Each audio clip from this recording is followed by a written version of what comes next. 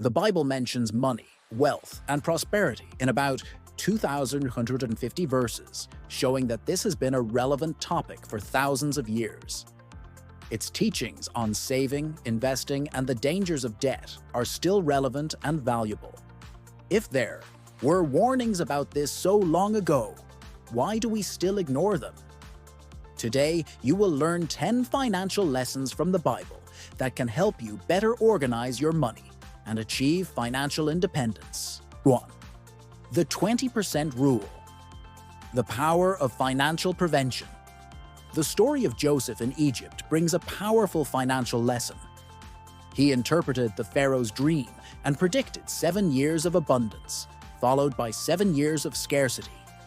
To face this crisis, Joseph advised that 20% of all production be stored in the years of abundance. This planning allowed Egypt to overcome the crisis and even prosper as a nation. Saving 20% of income may seem like a lot, but this reserve brings security and financial freedom. This idea fits into the famous 50-30-20 rule, where 50% goes to needs, 30% to wants, and 20% to savings and investments. If this amount seems unfeasible to you today, start with 5% or even 1%. The key is to create the habit. With discipline, budget adjustments, and increased income, you can reach or even exceed this percentage. Joseph's great lesson is not just about numbers, but about preparation. Difficult times always come, and those who plan ahead get through them with much less suffering. Avoid debt. The trap of financial slavery. Debt can be a burden that holds many people back. Credit cards, overdrafts, and financing can turn into a prison. The Bible warns us in Proverbs 22:7, "The debtor becomes the servant of the creditor." This statement is more true than ever. When you get into debt, especially with high interest rates, part of your work is not for yourself, but to pay off creditors. If you don't pay, you could lose essential assets such as your home and car. To get out of this cycle, the first step is to stop getting into debt. Then, focus on paying off your debts as quickly as possible. The longer you take, the more interest will accumulate and the harder it will be to get out of this trap. Reducing unnecessary expenses, reorganizing your budget, and seeking additional sources of income are essential strategies to regain your financial freedom. Don't be a spender. Control your money before it controls you. Proverbs 21:20 says, "In the house of the wise there is treasure and oil, but a fool devours all he has." This verse teaches us the importance of not spending everything we earn. Living financially wisely means not falling into the trap of consumerism.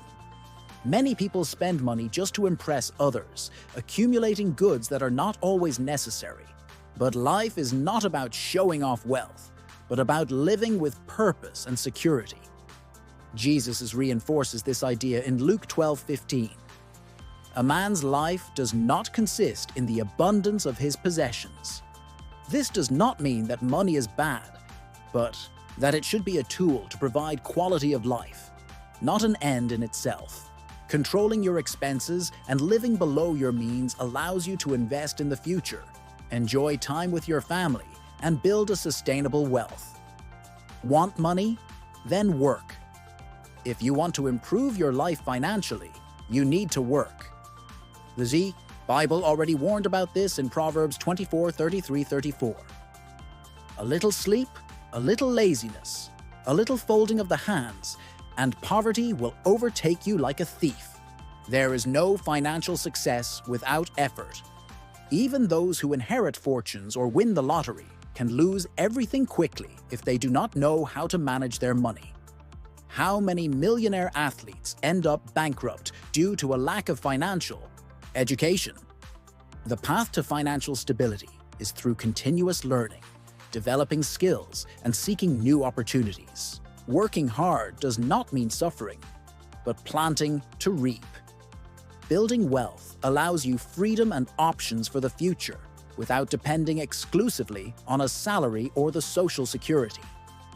Money comes from hard work, discipline brings results.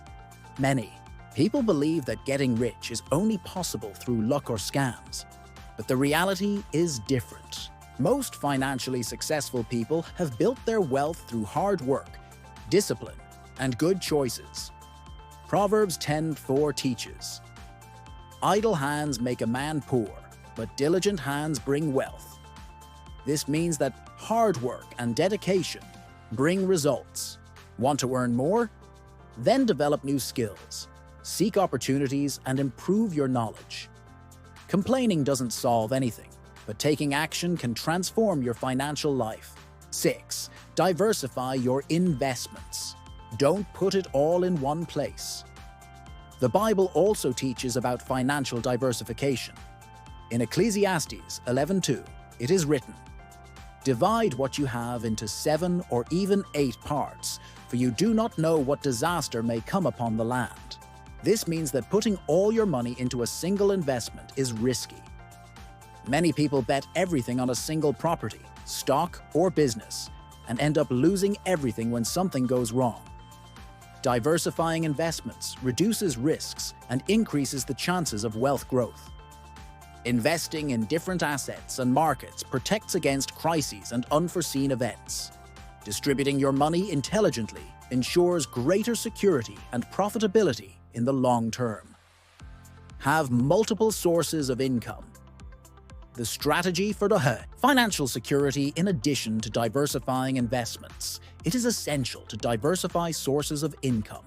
In Ecclesiastes 11:6, we read, "In the morning sow your seed, and in the evening let not your hand rest, for you do not know which will prosper, whether this or that, or whether both will be alike." This means that relying on just one source of income is risky. If you lose your job or your main source of income, how will you support yourself? Creating multiple sources of income is the best way to ensure financial stability. This can be done through investments, business ventures, freelance work, or even passive income such as rent and dividends. 1. Be generous. The law of return. The Bible also teaches about generosity. Proverbs 11:25 says, "A generous person will prosper. Whoever refreshes others will be refreshed." This shows us that helping others can also bring blessings and prosperity. Being generous does not only mean giving money, but also time, knowledge, and support. The act of giving creates connections and can open unexpected doors. Many successful people report that generosity has made a difference in their lives, whether through networking, good opportunities, or even an abundance mindset. 9. Plan for the future. The importance of a long-term vision. Proverbs 13:16 says, "Every prudent person acts with discretion, but a fool exposes his folly." This verse highlights the importance of financial planning and a long-term vision. Many financial problems arise not because a person earns little, but because they spend without strategy, without thinking about tomorrow. Planning for the future means setting clear goals, saving for retirement, investing wisely, and preparing for emergencies. One of the biggest financial mistakes is living only for the present, without considering the long-term impact of your decisions. This can be seen, for example, in people who receive a raise and immediately increase their standard of living without saving anything for the future. Another common example is those who spend everything they earn and enter retirement with no financial reserves, relying exclusively on the government or family members. Financial planning allows you to make strategic decisions, avoid unnecessary debts, and build a solid wealth. In addition, it brings peace of mind, because those who have a financial reserve do not need to despair when faced with unforeseen events, such as job loss or health problems.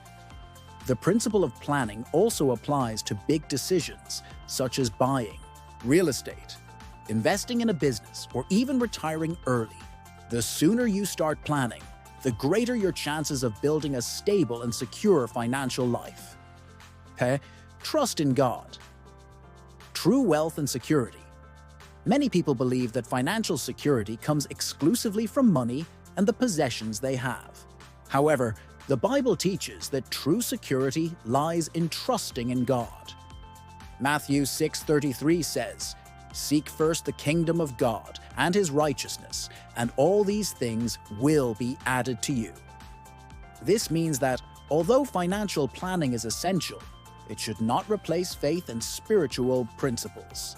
History is full of examples of people who accumulated fortunes but lost everything due to crises, bad decisions, or unexpected events. Money can run out, the economy can collapse, and investments can fail.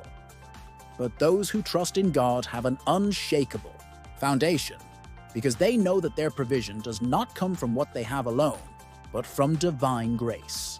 Trusting God in your finances means being faithful to biblical principles such as honesty, generosity, and gratitude. It also involves not putting money above all else, as Jesus warned. No one can serve two masters. You cannot serve God and money. Matthew 6:24. This does not mean that money is bad, but that it should be seen as a tool and not as an end in itself.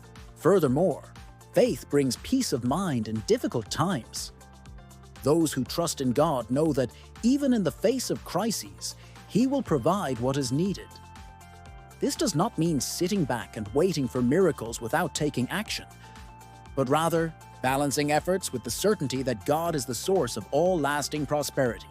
True wealth is not just found in a bank balance, but in peace of mind, generosity, and the wisdom to manage resources with purpose and integrity. These are just some of the financial lessons that the Bible offers us. When applied with discipline, these strategies can transform your relationship with money and lead you to a future of security and prosperity.